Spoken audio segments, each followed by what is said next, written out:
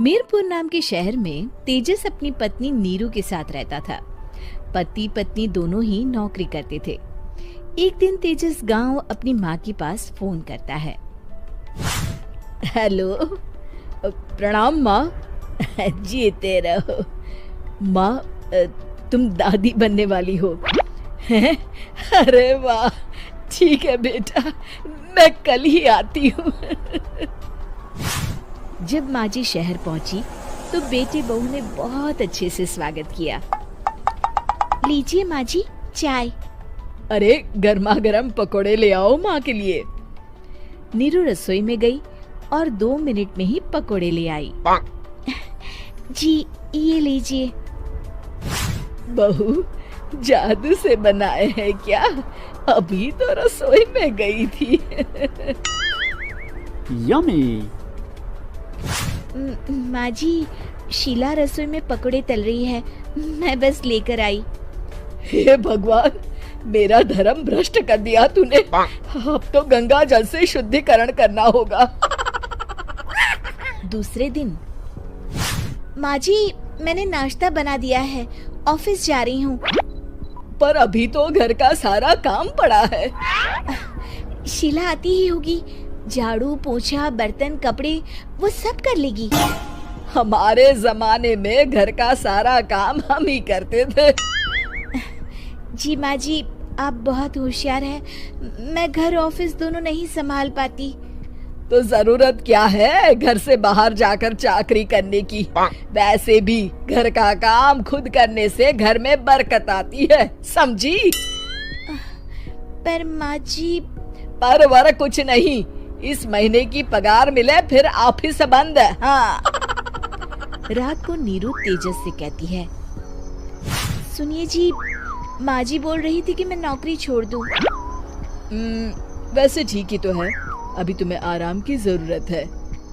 फिर भी आराम कहाँ, शीला को छुड़ाने के लिए बोल रही थी। तो अब 24 घंटे में इतना काम तो कर ही सकती हो। पर जॉब पसंद है मुझे, घर पर मन नहीं लगेगा। अगले दिन जब दोनों ऑफिस के लिए निकल रहे थे, मेरी तो कोई कीमत ही नहीं है इस घर में। माँ जी, आजकल महंगाई बहुत है, रहन सहन भी बदल गया है, दोनों नौकरी करते हैं तभी ठीक रहता है। अच्छा, तू कहना क्या चाहती है? मेरा बेटा तुझे बिठा के खिला नहीं सकता? तू ही इस घर का खर्च चला रही है, हैं? नहीं माँ जी, मेरा वो मतलब नहीं था। मतलब खूब समझती हूँ, ये बाल धूप में सफेद नहीं किए मैंने। हाँ। अब तो ये रोज का काम हो गया था। तेजस भी रोज की झिकझिक से परेशान हो गया था। एक दिन उसने कहा, नीरू, वैसे भी तुम्हें मैटरनिटी लीव मिलने वाली है, तो अभी से ही छुट्टी ले लो।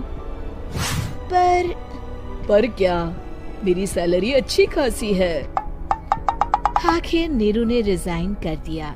जब बच्चा हुआ तो घर में सब बहुत खुश हुए।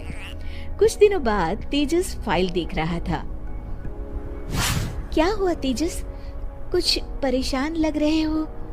अब हाँ, वो हमारी जितनी सेविंग्स थी वो तो हॉस्पिटल में और छठी के फंक्शन में खत्म हो गई है नीरू।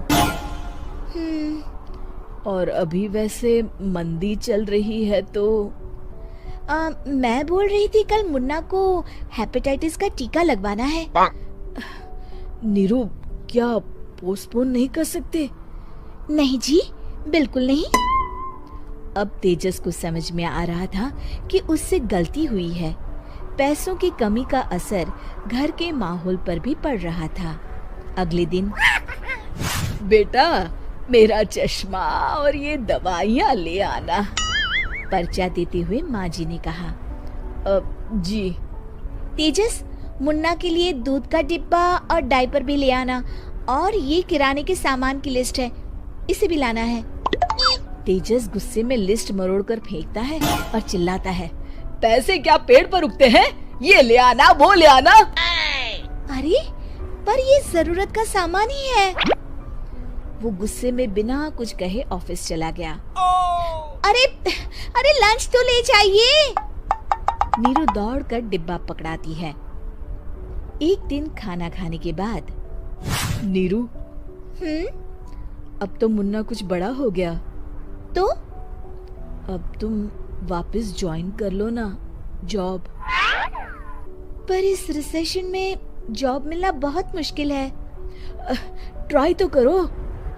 फिर मुन्ना, माँ जी है ना, और एक फुल टाइम मेड भी लगा लेंगे। पर माँ जी, उन्हें तो पसंद नहीं।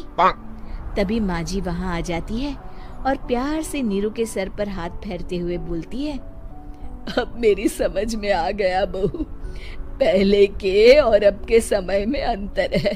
तुम काम शुरू करो, मुन्ना की जिम्मेदारी मेरी।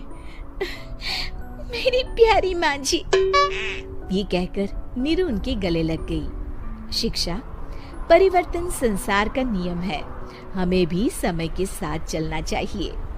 उम्मीद है कि आपको हमारी ये कहानी पसंद आई होगी।